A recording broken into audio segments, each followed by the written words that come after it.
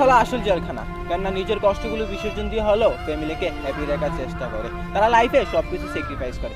এরপরে কিছু লোক বলে প্রবাসীরা ভালো না, তারা ভালোবাসতে জানে না, তারা স্বার্থপর, তারা বেঈমান। আমি বলি তুমি তোমার ভাইকে ভালোবাসো, বুঝো, জানার চেষ্টা করো ওই মানুষটা কি কি স্যাক্রিফাইস করেছে। তাহলে একজন প্রবাসীর মন খুব সহজেই বুঝতে পারবা। তারা কখনো স্বার্থপর হয় না, তারা কখনো বেঈমানি করে না, বরং তারা বেঈমানি করতে বাধ্য হয়, কারণ তারা পরিস্থিতির শিকার।